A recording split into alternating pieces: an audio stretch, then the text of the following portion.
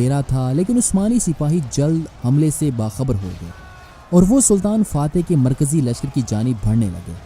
لیکن اس وقت تک عثمانی لشکر کے بائیں جانب موجود رومیلین سپاہیوں کو حملے کی خبر نہیں ہوئی تھی۔ سو ولاد کے لیے اب ایک ہی راستہ بچا تھا کہ وہ جنوب مشرق کی طرف پیچھے ہٹ جائے۔ سو طلوع آفتاب سے پہلے ولاچیا کے تقریباً 5000 اور 15000 عثمانی فوج رات کے اس حملے میں مارے جا چکے تھے، اور ولاد جو کہ سلطان فاتح کی جان لینے آیا تھا، بڑی مشکل کے ساتھ وہ اپنی جان بچا کر عثمانی لشکر سے بھاگنے میں کامیاب ہوا۔ اگلے دن جب سلطان تارگویسے پہنچے تو یہاں سلطان کو سوائے جلے ہوئے کھیتوں، شہروں اور بانس میں پروئی ہوئی لاشوں کے سوا سلطان کو کچھ بھی نہ ملا۔ سلطان اب مزید وقت ضائع نہیں کرنا چاہتے تھے، کیونکہ یہاں مزید رکنا عثمانی فوج کو موت کے منہ میں دھکیلنے کے مترادف تھا۔ سلطان نے جلد تارگویسے سے پیش قدمی کا حکم دیتے ہوئے وہ مشرق میں اپنے بحری بیڑے کی جانب روانہ ہوئے، اور ایک اکنجی گھڑسوار دستہ سلطان نے ولاد کے چھوٹے بھائی راڈو کو دیتے ہوئے ولاچیا کا تخت سنبھالنے کے لیے اسے روانہ کیا، اور جلد راڈو نے عثمانی فوج کی مدد سے جنوب میں زمینوں اور تجارتی راستوں کا کنٹرول حاصل کر لیا تھا۔ اب راڈو چونکہ اپنے بھائی ولاد کی نسبت رحم دل تھا، اس لیے عوام نے اس کی حمایت کی۔ اپنے چھوٹے بھائی راڈو کے تخت نشین ہونے کے بعد ولاد نے ہنگری کے بادشاہ میتھیاس سے فوجی مدد کی درخواست کی، لیکن ہنگری کے بادشاہ میتھیاس نے ولاد کو فوج دینے سے انکار کر دیا،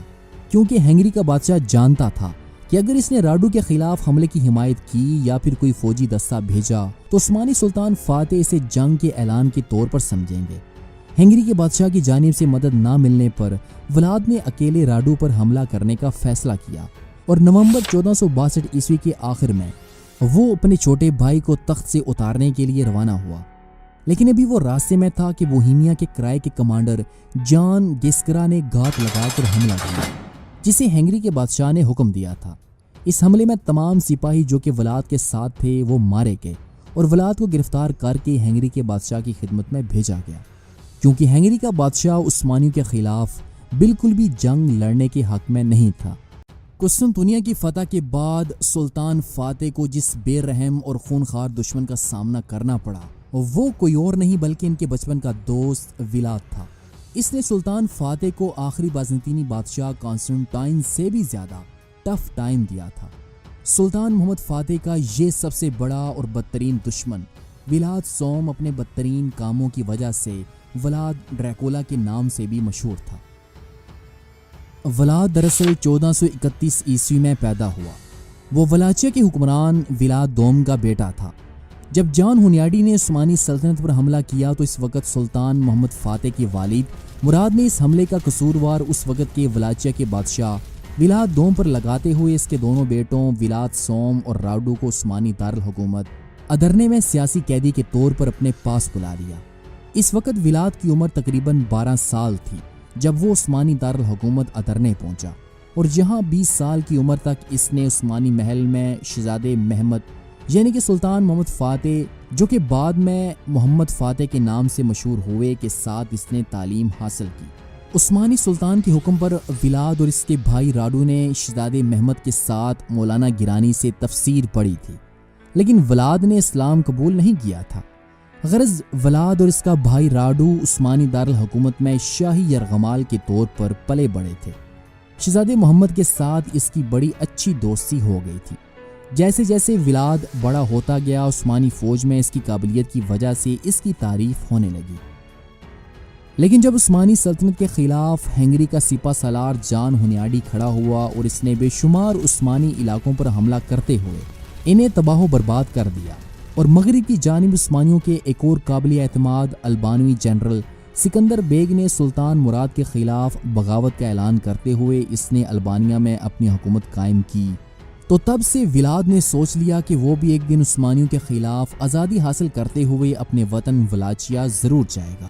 اور عثمانیوں سے ان کے کیے کا بدلہ ضرور لے گا۔ لیکن ولاد کو کوئی موقع مناسبت نظر نہیں آ رہا تھا۔ جب سلطان مراد کی وفات کے بعد شہزادہ محمد سلطان بنا تو انہوں نے جولائی 1456 عیسوی میں ہنگری کے ایک بہت بڑے اور مضبوط قلعے بلغراد کا محاصرہ کر لیا، تو سلطان فاتح کے خلاف ہنگری کے سالار جان ہنیاڈی اپنی فوج کے ساتھ یہاں آ پہنچا۔ جس کی وجہ سے عثمانیوں کو شدید نقصان اٹھانا پڑا اور بلغراد کا محاصرہ ختم کر دیا گیا۔ سلطان فاتح نے اپنی یورپی سرحدوں کی حفاظت کے لیے ولاد کو ایک فوج دے کر روانہ کیا۔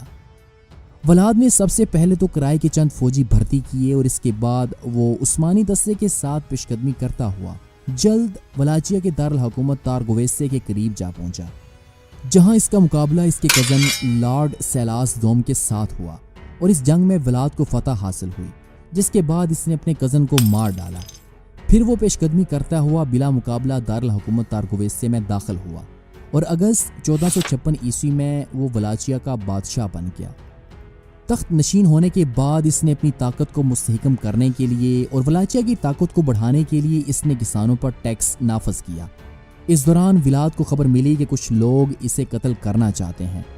ولاد نے ان سازشیوں کو پکڑ کر بڑی ہی دردناک موت دی اور ان کی جائیدادیں ضبط کر لیں اور ان کسانوں کو دے دیں جو ان زمینوں میں فصل کاشت کرنے کے بعد کے مہینوں میں فوجی خدمات دیتے تھے۔ اس نے ولاچیا میں چوروں کو پھانسی دے دی، بھکاری، بے گھر اور تعاون سے متاثرہ لوگوں کو گوداموں میں بند کر کے اس نے انہیں زندہ جلا دیا۔ ولاد نے فوجی طاقت کو مضبوط کرنے کے بعد 1458 عیسوی میں اپنی فوج کے ساتھ ٹرانسلوینیا کے ایک علاقے پر اس نے حملہ کیا اور ان سب لوگوں کو جس کے بارے میں اسے خبر ملی تھی کہ وہ ولاد کے حریفوں کو پناہ دیتے ہیں، اس نے ان سب کو بے رحم طریقے کے ساتھ قتل کر کے ایک نئی تاریخ رقم کر دی۔ جب اس کی قتل و غارت گیری کی خبریں ہنگری کے بادشاہ میتھیاس کو ملی تو اس نے ولاد کی حکومت کو ختم کرنے کا فیصلہ کر لیا۔ اس نے اس کی جگہ ڈین سوم کو، جو کہ ولاد کے والد اور اس کے بھائی کے قتل میں شامل تھا، اسے ولاچیا کے تخت پر لانے کا اس نے فیصلہ کیا، کیونکہ اسے خدشہ تھا کہ ولاد ٹرانسلوینیا کے لیے ایک مستقل خطرہ بن سکتا ہے، جو کہ ہنگری کا ایک صوبہ تھا۔ اس دوران ولاد نے اب تک عثمانی سلطنت کے خلاف علم بغاوت بلند نہیں کیا تھا۔ جب ڈین کا یہ لشکر ولاچیا پہنچا تو ولاچیا کے گھنے جنگلوں میں ولاد پہلے سے ہی ڈین کا انتظار کر رہا تھا، کیونکہ اسے اس سازش کی اطلاع پہلے سے ہی مل چکی تھی۔ جب یہ وہ جنگل کے درمیان میں پہنچی تو موقع کا فائدہ اٹھاتے ہوئے ولاد نے ڈین پر حملہ کرتے ہوئے اسے اس کی فوج سمیت قتل کر دیا۔ اس کے بعد ولاد نے غصے میں ہنگری کے صوبے ٹرانسلوینیا پر حملہ کرتے ہوئے ہزاروں شہریوں کو دردناک طریقے سے اس نے انہیں ختم کر دیا، جس کے بعد ہنگری کے بادشاہ میتھیاس کو اس بات کا احساس ہوا کہ اس کا ٹرانسلوینیائی صوبہ خطرے میں ہے، جس کے بعد اس نے ولاد کے ساتھ ایک معاہدہ کیا، جس کے تحت اس نے ولاد کے تمام حریفوں اور مخالفوں کو ولاد کے حوالے کر دیا اور اس نے 15,000 سونے کے سکے ولاد کو دیے، جبکہ بدلے میں ولاد نے عثمانیوں کو ٹرانسلوینیا میں داخل ہونے سے روکنے کا وعدہ کیا۔ اپنی شمال مغربی سرحد کو محفوظ بنانے کے بعد ولاد نے ڈینیوب کے قریب ایک نیا دارالحکومت بنا کر اپنی طاقت کو مزید مضبوط کرنا چاہا۔ اس نے اپنے موجودہ دارالحکومت تارگویسے سے دور دریائے ڈینیوب کے قریب بخارسٹ کو ولاچیا کا نیا دارالحکومت بنایا، جو کہ قدرتی کھائیوں، سانپوں اور مچھروں سے بھرا ہوا تھا، جو کسی بھی حملہ آور فوج کے لیے ایک قدرتی رکاوٹ بن سکتی تھی۔ یہاں اپنی پوزیشن کو مستحکم کرنے کے بعد ولاد نے مالدیویا کے تخت کے لیے اس نے شہزادے اسٹیفن کو فوجی مدد فراہم کی، جو کہ مالدیویا کا تخت سنبھالنے کی کوشش کر رہا تھا۔ اسی زمانے میں ولاچیا کے مظلوموں کی دردناک چیخیں قسطنطنیہ تک جا پہنچی۔ جنگ کوسووا جو ایک زبردست فوج لے کر اس کے خاتمے کے لیے قسطنطنیہ سے روانہ ہوئے، لیکن قبل اس کے کہ وہ ولاچیا پر حملہ آور ہوتے، ولاد نے سلطان کی خدمت میں ایک وفد بھیجا اور سلطان کی اطاعت قبول کر کے 10,000 دکات سالانہ خراج ادا کرنے کا اس نے سلطان کے ساتھ وعدہ کیا اور یہ درخواست کی کہ سلطان کی جانب سے اس معاہدے کی ازسرنو تصدیق کر دی جائے، جو کہ 795 ہجری بمطابق 1393 عیسوی میں سابق عثمانی سلطان بایزید جلدرم اور ولاچیا کے سابق امیر کے درمیان ہوا تھا۔ سلطان فاتح نے اسے منظور کر لیا اور وہ اپنی فوج کے ساتھ اناطولیہ میں ایک اور مہم کے لیے روانہ ہو گئے، لیکن جان سکے کہ ولاد کس قدر عثمانیوں کے خلاف جنگ لڑنے کے لیے پرعزم ہے، لیکن اس سب کے باوجود اسے ہنگری کے بادشاہ کی طرف سے کوئی جواب نہ ملا اور نہ ہی کوئی فوجی مدد ہنگری کے بادشاہ نے ولاد کے لیے روانہ کی، جس کے بعد ولاد نے 1461 عیسوی کا بقیہ حصہ جنگ کے لیے اپنی فوجوں کو تربیت دینے میں گزارا اور اس نے بخارسٹ جو کہ اس کا نیا دارالحکومت تھا اس نے مضبوط کیا۔ اس دوران جب ولاد کو معلوم ہوا کہ سلطان اناطولیہ میں جنگ میں مصروف ہیں تو اس نے عثمانی سرزمین پر حملہ کرنے کا یہ بہترین موقع جانا۔ اور 1462 عیسوی کے اوائل میں اس نے برف سے ڈھکے ہوئے دریائے ڈانیوب کو عبور کیا اور بلغاریہ میں موجود عثمانیوں کے ایک مضبوط قلعے جورجو پر قبضہ کرنے کا اس نے فیصلہ کیا۔ اس کے لیے اس نے بجائے جنگ لڑنے کے ایک چال چلی۔ اس نے ایک عثمانی اعلیٰ عہدیدار کا لباس پہن کر اس نے خالص ترک زبان میں بات کرتے ہوئے شہر کے کمانڈر کو دروازہ کھولنے کا حکم دیا۔ دروازے پر موجود عثمانی سپاہیوں نے اسے عثمانی عہدیدار سمجھتے ہوئے اسے اندر آنے دیا۔ اب چونکہ ولاد بچپن ہی سے عثمانیوں کے درمیان پلا بڑا تھا، اس لیے اسے ترک زبان بڑی اچھی طرح سے آتی تھی۔ یہاں شہر میں داخل ہونے کے بعد ولاد کے ساتھ ہی عثمانی سپاہیوں پر حملہ کرتے ہوئے انہیں موت کے گھاٹ اتار دیا اور اس کے بعد انہوں نے شہر کا دروازہ کھول دیا، جس سے کہ بقیہ ولاچین گھڑسوار دستے شہر میں داخل ہوتے ہیں۔ یہاں اس نے تمام عثمانی دستے کو ختم کرنے کے بعد شہر کو خوب لوٹا اور لوٹنے کے بعد اس نے شہر کو آگ لگا دی۔ اس ابتدائی فتح کے بعد ولاد واپس ولاچیا چلا گیا۔ اس کے بعد جو کچھ ہوا وہ ولاد ڈراکولا کے افسانے کو تقویت دیتا ہے۔ اگلے 2 ہفتوں میں اس کے گھڑسوار چھاپا مار دستوں نے برف سے ڈھکے دریائے ڈانیوب کے ساتھ بحیرہ اسود تک 800 کلومیٹر کے علاقے پر، جو کہ عثمانی سلطنت کا حصہ تھا، اس نے عثمانیوں اور دیگر عیسائی بستیوں پر حملہ کرتے ہوئے انہیں مکمل طور پر تباہ و برباد کر دیا۔ اس سب کے بعد ولاد کو اب امید تھی کہ یورپ کے عیسائی اس کے جھنڈے تلے ترکوں کے خلاف جنگ لڑیں گے، لیکن اہل یورپ اپنی ہی جنگوں میں مصروف تھے۔ یہاں بلغاریہ میں ولاد نے جو حملہ کیا تھا، اس کے نتیجے میں دخل کر دیا تھا۔ اس فتح کے بعد وہ اپنے دارالحکومت قسطنطنیہ واپس چلے گئے اور جہاں سلطان کو ولاد کے تمام ظلموں اور اس کے حملوں کی خبر دی گئی۔ جب سلطان نے تمام واقعات کو سنا تو اس کے بعد سلطان نے تمام معاملات اپنے ہاتھ میں لینے کا فیصلہ کیا، کیونکہ ولاد ڈریکولا کی مسلسل بغاوت اور قتل و غارت گیری بلقان میں عثمانی سلطنت کو غیر مستحکم کر سکتی تھی، اور یورپ میں عیسائیوں کو یہ پیغام جاتا کہ سلطان فاتح ولاد ڈریکولا سے ڈرتا ہے اور اس نے ولاد کے خلاف کوئی فوجی کارروائی نہیں کی۔